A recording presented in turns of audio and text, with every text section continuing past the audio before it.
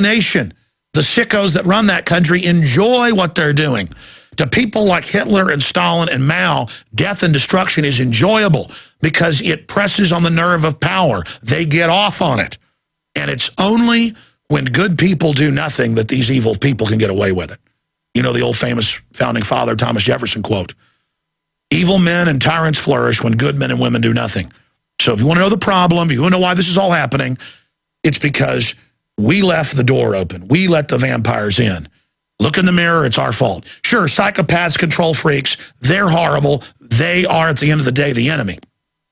But we, the people, by leaving the door open. I mean, if I let the door open where I live, raccoons will raid my house. It's happened to my parents. That's what raccoons do. You leave your doors open to tyranny, it's going to take over. It's our fault for letting them get rid of the Bill of Rights and Constitution, letting them, by a successive approximation, train us to be slaves. I'm Alex Jones reporting from the front lines of the info war. Let's turn this nanny police state around. Let's let these people know that we're not their prisoners. Let's let the criminals know that they're not going to turn our whole country into a giant insane asylum, which they control for their own psychotic and sadistic pleasure. And let's defend Ron Paul. So there you have it from Alex Jones, from petty tyranny, regulations, and so-called laws to open attempts to strong-arm the election, to the real big tyranny stuff like putting people in FEMA camps. It really all comes down to the assumed authority of government and the fact that people believe it and obey it. Now, we're going to get more into that in a moment. But recall, if you will, Gandhi's quote that first they ignore you, then they ridicule you, then they attack you, then you win. So what happens then? I guess that's the case here with Ron Paul, that if he wins the Iowa caucus, they're prepared to dismiss the entire dog and pony show of these elections. If you haven't figured it out yet, we do have selected candidates, and they are willing to do some pretty extreme things if the wrong person looks like they're getting into power.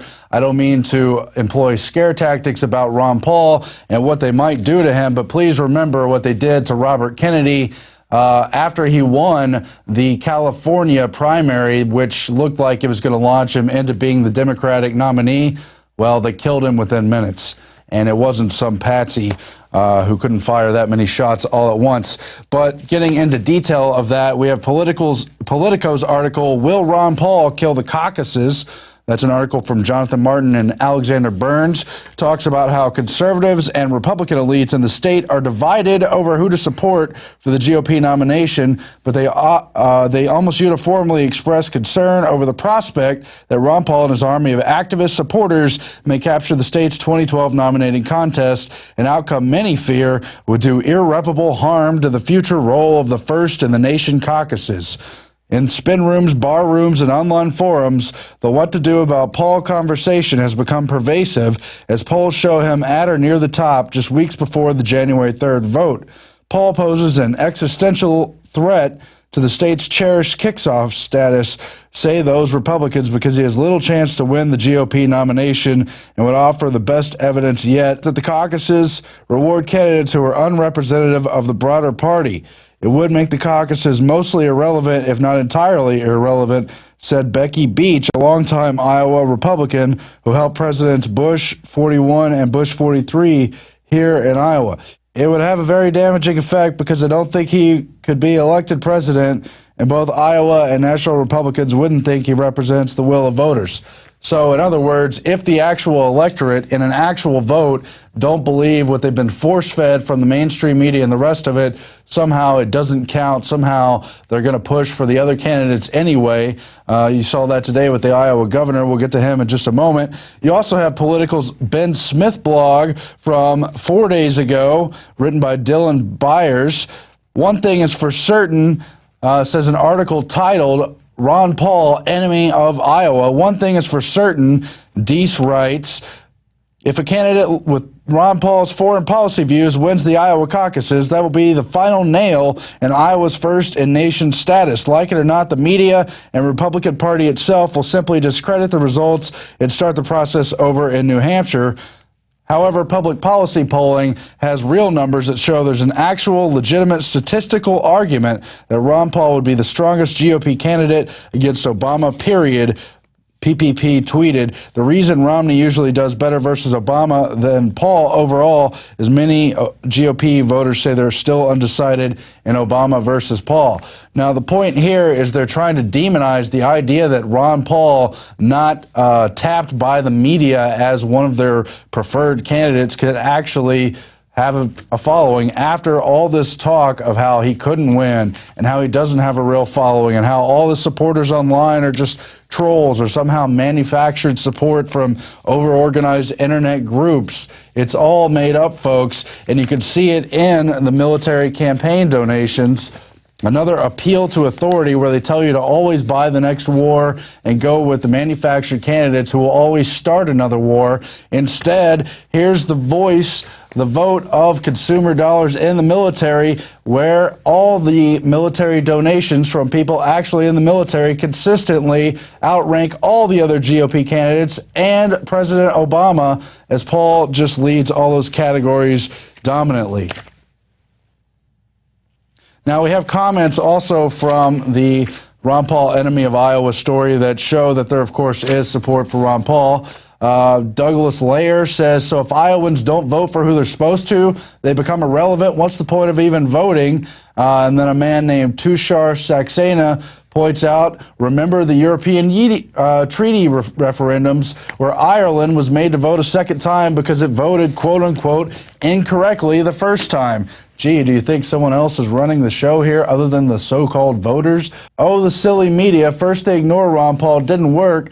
Then they threaten voters' sensibilities by saying he has zero chance of winning. That didn't work. Now they say vote for your favorite candidate and will make your entire state irrelevant. Maybe the media should threaten to stop broadcasting and publishing in Iowa if one of the media's preferred candidates doesn't win. Very appropriate. Bill Dickinson, "I wonder how many states will have to be disqualified in this election after Ron Paul keeps winning." And it goes on and on from there. "I used to support Fox News, but I realized how biased they are. I've seen the bias against Ron Paul and instead choose to prop up shoddy candidates like Newt and the flip-flopping Romney. The loony Michelle shows they are not looking for the best match against Obama, but the weakest of the bunch." But of course, it's not just Fox News, it's also the other side of the two-coin controlled left-right paradigm. We were watching MSNBC earlier as people on the Chris Matthews show and other programs were also bashing Ron Paul and saying how terrible it would be if he actually won the Iowa caucuses. So what is the point of voting? These commenters are right if they're just going to bring out the whole party machine to tell everyone what to do. The founders, of course, warned about the negative influence of political parties, of the factions, should they rise to power. Now they're practically running the whole show. They not only select who we're supposed to vote for, but they try to shut out if someone outside of that party is elected. We have Paul Joseph Watson and Alex Jones report today Branstad's act of sabotage, an outrageous attempt to tamper with the election process. This, of course, about the Iowa governor who urged people to ignore the result of his own state's caucus if Ron Paul were to win the nomination. People are going to look at who comes in second and who comes in third, said Branstad, adding, if Mitt Romney comes in a strong second, it definitely helps him going into New Hampshire and other states. Of course, just another appeal to authority, even though Branstad is himself basically a de facto Mitt Romney supporter. He's closely tied with Bob Dole, who just endorsed Mitt Romney and basically promised him in the back channels a recommendation to be a possible vice president running candidate. Just totally ridiculous. Why do people obey authority? Well, we wanted to highlight something that applies across the board, a study that was actually conducted to find out why people obeyed Nazi orders to exterminate people in camps, the Milgram experiment from 1961, but it just generally shows why people obey authority in the first place. It was conducted by the Yale University psychologist Stanley Milgram. It was a mock memory study where they had a punishment syndrome. They told the survey participants it would help people remember answers better in a memory test. But of course, it was really to find out if people would obey orders to electrocute in the experiment. Now, it was all mock. They didn't actually electrocute people, but it goes to show that they would obey the person running the experiment who told them to go ahead with the shocks. Now, we have a few clips from that experiment now. Let's go to the first one. When I learn of incidents such as the massacre of millions of men, women, and children perpetrated by the Nazis in World War II, how is it possible, I ask myself, that ordinary people who are courteous and decent in everyday life can act callously, inhumanely, without any limitations of conscience? What is there in human nature that allows an individual to act without any restraints whatsoever? It was the issue of authority. Under what conditions would a person obey authority who commanded actions that went against conscience? These are exactly the questions that I wanted to investigate at Yale University. So as you see, they're asking, what is it that makes people obey authority? And of course, they found out it's basically just that people are willing guinea pigs for anything a so-called authority in a lab coat or a state government authority suit will tell them to do. Let's go to another clip now. Now, as teacher, you are seated in front of this impressive-looking instrument, the shock generator. Its essential feature is a line of switches that goes from 15 volts to 450 volts, and a set of verbal designations that goes from slight shock to moderate shock, strong shock, very strong shock, intense shock, extreme intensity shock, and finally XXX, danger severe shock. If he gets each answer correctly, fine, you move on to the next pair. But if he makes a mistake, you are instructed to give him an electric shock, starting with 15 volts, and you increase the shock one step on each error. Incorrect. 150 volts. Sad face. Wait a minute. That's all. Get me out of here. I told you I had heart trouble. But I wouldn't go on if I thought he was being harmed. Now, this man makes disobedience seem a very rational and simple deed. Now, other subjects respond quite differently to the experimenter's authority. Wrong. It's hair. 75 volts, Jim. You don't know. Please continue. 150 volts. Experimenter. That's all. Get me out of here. I told you I had heart trouble. My heart's starting to bother me now. Let me out of here. You have no right to keep me here. Let me out. Let me out of here. Let me out. Continue, please. Let me out of here. My heart's bothering me. Let me out. Let me out. Responsible for it. That is incorrect. This will be at 3:30. The correct phrase is rich Let me out of boy. here. Let me out of here. My heart's bothering me.